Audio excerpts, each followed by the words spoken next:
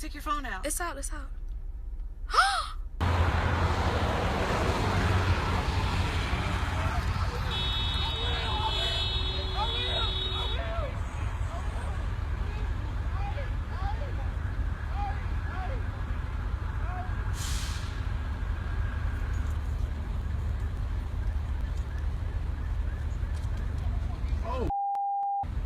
My name is Demetrius Hollins, and all I can say is I wish this never happened to me. Two jaw-dropping cell phone videos showing the disturbing actions of two Gwinnett County police officers during a traffic stop.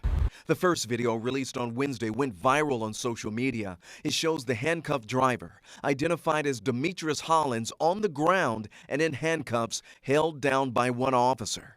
And moments later, the second officer, identified as Robert McDonald, shows up to assist with the arrest. McDonald then runs up and stomps the helpless handcuffed Hollins in the head. Disturbed me, and as it disturbed everyone who actually witnessed that video. Words cannot express the shock, anguish, hurt, disbelief, anger, distress, and outrage that this has brought to our family.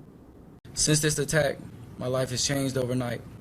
I am more afraid, less trusted, and concerned that at any time this could happen again. It is difficult to sleep or eat. I look in the mirror, see my bruises, feel my headache, but through it all, I am happy that I'm still alive. And it just saddens me that this young man had to go through that his family has to go through that, and that we're having to have this press conference today. We want both of these officers criminally charged with assaulting Demetrius and violating his civil rights. Because make no mistake, what they did was a crime. Hello everybody, and welcome to the Wake Up Report. And let me warn you right now, what I'm about to say, a lot of you black people are not going to like, but today is Red Pill Day, so we have to bring you into reality the hard way. But I already know most of you are not going to get where I'm coming from with this today, so get your insults and your attacks on me ready, because again, you're not going to like where I'm going with this story. All right, here we go. Now, most of us, if not all of us, have seen the Demetrius Hollins police assault video in which Mr. Hollins is pulled over by a cop. Whatever's going on between him and that cop results in that cop opening that door, snatching him out of that car. Mr. Hollins gets up, or out of the car, I'm sorry, and we do see that he gets up with his hands up. He is not resisting. He is not causing any trouble at this moment, but the police officer just cold cocks Mr. Hollins, snatches him, cuffs him, throws him down onto the ground, and to add insult to injury, or more injury to injury, another police officer arrives on the scene and responds by walking directly up to Mr. Hollins and kicking him while he is down and handcuffed and helpless. Obviously, these two police officers are 100% guilty of violating this young man's civil rights, of abusing this young man, of just blatant mistreatment. They are guilty as all sin. Both of these cops have been fired, and it is more likely than not that both of them will be tried and sued. So congratulations, Mr. Hollins. You have effectively hit the black people's lotto. So you're between $4 and $6 million. That settlement is on its way. Now, as vicious as these cops were, as blatantly wrong as these cops were, the absolute abuse of authority and power, I'm glad they whooped his ass.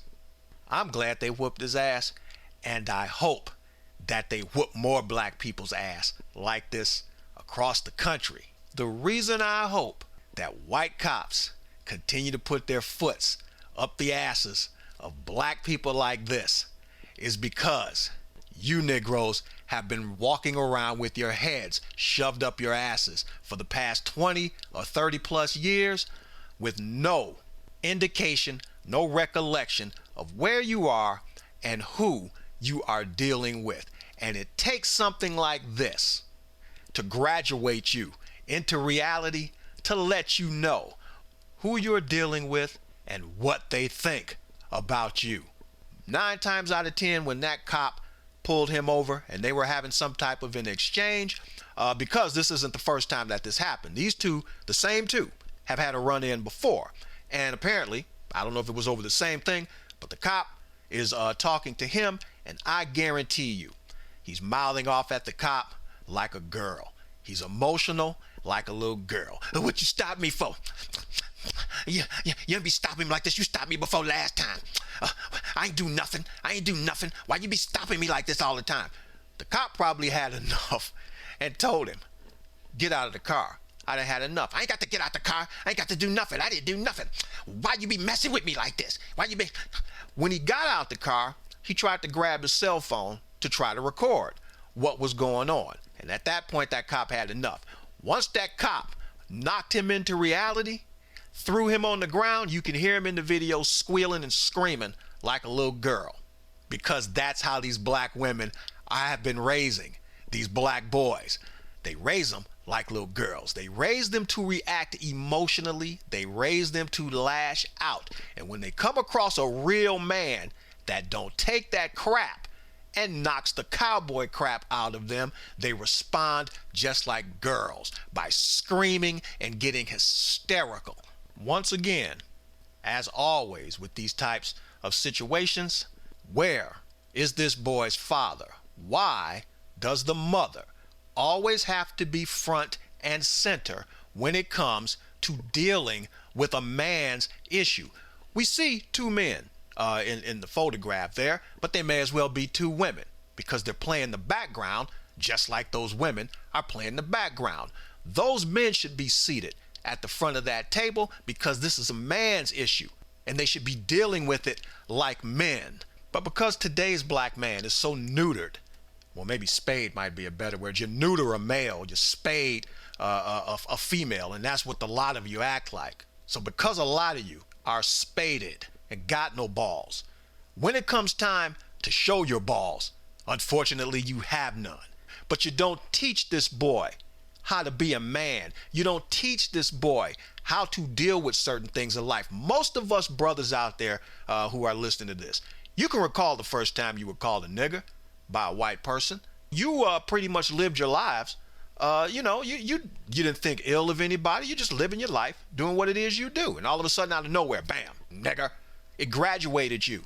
It let you know that there are some people in this world. It's not all white people, and we know that. But there's some white people who are going to let you know what they think your ranking is in this society, your status in this society. So you had to grow up. But you don't have that today. See, today, these kids are fed a diet of black men acting like thugs, gangsters, hoodlums, criminals, getting rewarded for it, being praised for it, like they think that they're impervious to the police, gun-toting, ball-slinging, just I'm the baddest thing, I blow up city blocks. So you think that you're immune to this type of racism because you've never experienced it.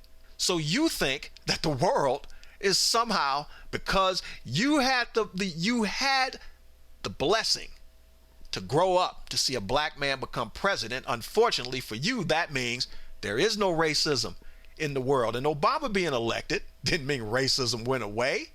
It just meant that the majority of the country came to its senses and said somebody's color has nothing to do with their competency. But you all have been following total incompetent idiots. You've been following people that tell you voting doesn't matter. You've been following people that tells you voting is fixed and why participate and whatever stupid nonsense that Nick Cannon and Willie D and anybody else tells you, and you fall for that crap. So you've been walking around for almost 30 years, living off of the blood and the sweat and the tears of every black person that came before you, from slavery all the way up until the civil rights movement. Every black person that, again, took a bullet, a dog, a lynching rope, a rape, all of those things. They paved the way for you to be here now so you don't do a damn thing with their sacrifices. So what you do is you call each other niggers every 0.2 seconds. You're about the most useless generation of black, 2, 3, almost 3 generations. You're absolutely useless. And when something comes along and reminds you of exactly who or what they think you are, you lose your damn minds. You don't even know how to react to it. You can listen to him in some of the video. I hope that my name is Demetrius Hollins, and I hope I never have to go through this again. I just don't understand how I live my life in fear and mistrust. I don't. Please, you haven't gone through anything. You haven't went through anything. And this is enough to bend you out of shape. You're so psychologically damaged now that you can't function in the real world. Boo frickin' who. And probably the most important reason as to why you deserve to get your ass kicked by the cops. You live in Georgia. You live in a southern state. Black people who live in southern states with the history of racism and violence and brutality, you all should be the most aware black people. You should be the smartest black people in the room. But yet and still, despite the South's history of racism, you do more damage to each other than these white cops will ever do. You kill each other worse than these white cops will ever do. You call each other niggers more than any white person has ever called you. And at the end of the day, when they're looking at you, destroy yourselves, calling each other niggers, disrespecting each other, they don't owe you any respect because you don't respect yourself. They're doing exactly what you're doing. They're kicking the cowboy crap out of you just like you're kicking the cowboy crap out of each other. But a black person growing up in the South, there should be no excuse. You should know white folks better than anybody, well, racist white folks, better than anybody in this country. And look at how you're acting in the South. You deserve no mercy. You deserve no sympathy. History is repeating itself. The old South, the violence, the racism, it is repeating itself. And you are so stupid and so ignorant and have had your head shoved up your asses for so long, you don't even recognize it when it's right in front of your face until it cold cocks you in your face. So congratulations, Mr. Hollins. One day you're going to thank both of these white cops for what they did to you because they made you a man today. They graduated you with honors. Your black people have fed you a steady diet of belligerence, violence, and ignorance for almost 30 years, and you are now reaping the benefits of that ignorance. He doesn't even look like a thug. No tattoos, no teardrops on his face. He looks like an upstanding, young, responsible young man. But that ain't the way it goes. You see, you pay for all them dumb niggas out there, all those thugs, all those hoodlums, all those gangsters. You're the one that ultimately winds up paying because those white cops, like a lot of white people, when they see you, I don't care if you suit and tied up, I don't care who you are, they look at you no differently than the thugged out sagging pants hoodlum on the street. And since you're a part of that generation that supports all that crap by buying the music and the lifestyle, you pay for it. So don't be mad when you reap what you sow. You black people of today, you've been living off the blood, the sweat, the tears, and the sacrifices of every black person that has come before you, from slavery all the way up until the civil rights movement.